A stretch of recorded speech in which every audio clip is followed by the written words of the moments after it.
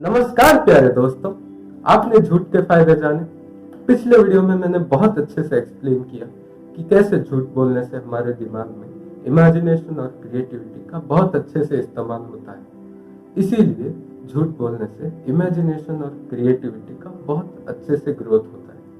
अगर आपने वो वीडियो नहीं देखा तो देख लीजिए और अच्छे से समझेगा। आज हम झूठ बोलना सीखेंगे और इसीलिए हमें फिर से उसी वीडियो को याद करने की जरूरत होगी। इसीलिए आप वो वीडियो पहले देख के आइए अगर नहीं देखा तो, और फिर अच्छा देख के आ गए, बहुत बढ़िया। तो उस वीडियो में मैंने एक मुहावरा कहा था, मिच्छा कहले महापाप सत्य कहले जगन्नाथ। आपको उसका मतलब भी बताया था। आज मैं आपको उसके पीछे की कहानी बताऊंगा। तो तब मैं 4 या 5 साल का था, शायद पहली क्लास में था। और यही उम्र होती है जब बच्चे नॉर्मली झूठ बोलना शुरू करते हैं, क्योंकि यही उम्र होती है जब इमेजिनेशन और क्रिएटिविटी डेवलप हो रही होती है। और झूठ बोलना यानी इमेजिनेशन को यूज करने का सबसे आसान तरीका।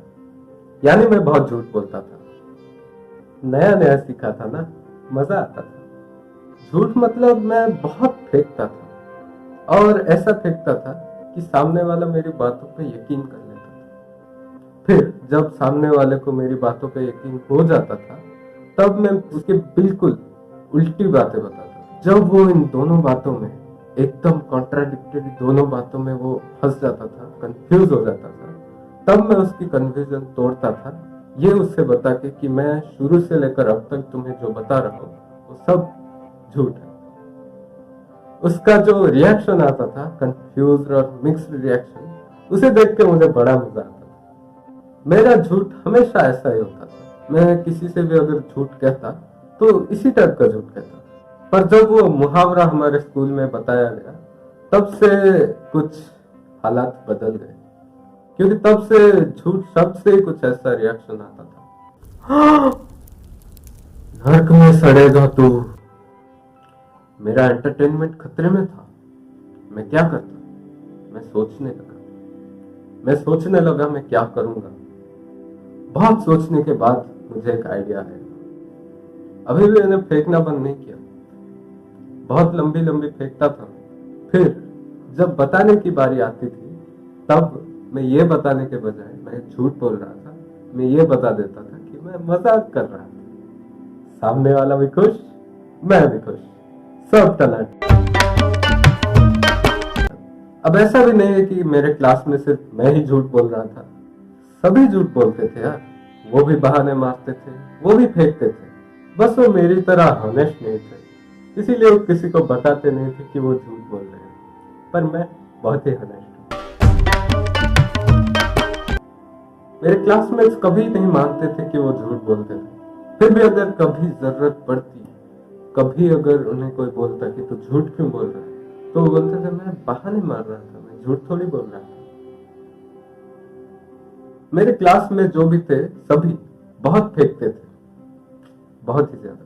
उनकी बातें ज्यादातर अनरियल होती थी या फिर अजीब होती थी, जबकि मैं ऐसी बातें करता था जो यकीन करने में आसान हो पर समझने में मुश्किल।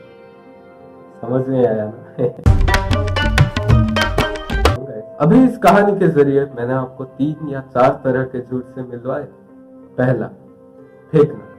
जब आप किसी ग्रुप में होते हैं और वहां पे सभी अपने अचीवमेंट्स बता रहे होते हैं और आपके पास कुछ ऐसा नहीं होता जो आप उन्हें बता सकें। नोबिता। ऐसे झूठ बोलना तो बहुत आसान है, हम ये सब दूसरी क्लास में करते थे। अगर आप मुझसे पूछो तो मैं आपसे कहूंगा कि आप ऐसे झूठ बोलने के बजाय आप सामने वालों की तारीफ करो और उन्हें हो सके तो कुछ सजेशंस दो, और अगर हो सके तो अपने फ्यूचर प्लान्स, अपने ड्रीम्स उनके साथ शेयर करो। ये चीज और भी इंप्रेसिव होगा। फिर भी अगर तुम्हें फेंकना ही है तो मेरा ट्रिक यूज करो, लोग तुम्हें कूल समझेंगे, कूल। दूसरा, बहाने। ये तो सभी को पता है कि हम गलती छुपाने के लिए बहाने मारते हैं, लेकिन गलती छुपा के होगा क्या? कभी ना कभी तो गलती सामने आएगा ही ना। फिर भी अगर आपको पहले से पता है कि ऐसे झूठ बोलने की नौबत आ सकती है, तो आप पहले से एक झूठ प्रिपेयर करके रखिए। आप उस झूठ को रिवाइज कीजिए। आपको जो बहाना बताना है उन्हें, वो बात आप अपने मन में बैठा दीजिए। आप ऐसा कर दीजिए जो सच बात है उससे इस झूठ से रिप्लेस कर दीजिए। अगर आप ऐसा करेंगे तो आप वहां पर बिल्कुल ऐसे ही बात बता सकते हैं जैसे आप बिल्कुल सच बोल रहे हैं, और उन्हें पता भी नहीं चलेगा कि आप झूठ बोल रहे हैं। लेकिन ये चीज थोड़ी प्रॉब्लम क्रिएट कर सकती है। नंबर 3, खुद को झूठ बोलना। इसका एग्जाम्पल कहानी में 3 बार आता है। जब मैंने झूठ की जगह मजाक बोलना शुरू कर दिया, और जब मेरे दोस्त झूठ बोल रहे थे लेकिन मानने को राजी ही नहीं थे कि वो झूठ बोल रहे थे, और सबका झूठ शब्द से परहेज, ना कि झूठ से। इस तरह का झूठ मैं आपको रेकमेंड नहीं करूंगा, पर अगर आप ऐसा झूठ अभ्यास करते हैं तो आप एकदम प्रोफेशनल झूठे बन जाएंगे। आपका झूठ कोई भी नहीं पकड़ पाएगा। बेसिकली आप अपने दिमाग में एक सच बात को एक झूठ बात से रिप्लेस कर देते हैं और यकीन करने लगते हैं कि वही बात सच है। लेकिन जैसा मैंने पहले कहा, इसके बहुत नुकसान है। आप ऐसा करके अपनी ग्रोथ को रोक सकते हैं। आप खुद के बारे में बहुत सारी गलत फहमियां पाल लेंगे, फिर आप खुद के लिए या फिर दूसरों के लिए बहुत बुरे बन जाएंगे। बहुत खतरनाक है। वैसे ये चीज आप बहुत करते हैं लेकिन नोटिस नहीं करते। ये सब मैं इसीलिए बता रहा हूँ ताकि आप ये नोटिस कर सकें और खुद को ऐसा करने से रोक सकें। अब आप कहेंगे कि उस झूठ का क्या जो दूसरों के भले के लिए बोला जाता है। तो झूठ झूठ होता है।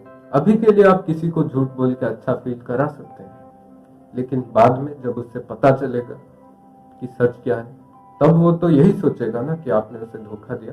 इसीलिए झूठ झूठ ही होता है।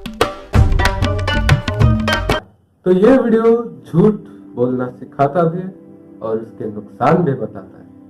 अब चॉइस आपका है, डिसाइड आपको करना है। आप जो भी चूज करें वो आपको सक्सेस दे सकता है, पर आपको उसे वाइजली यूज करना होगा। आपकी मर्जी। आप चाहे तो जैसा है वैसे ही चलने दे सकते हैं, पर अगर आप ऐसा करते हैं तो आप जैसे हैं वैसे ही रह जाएंगे। सजन रे झूठ मत बोलो, खुदा के पास जाना है। न हाथी है न घोड़ा है, वहां पैदल ही जाना है। सजन रे झूठ मत बोलो।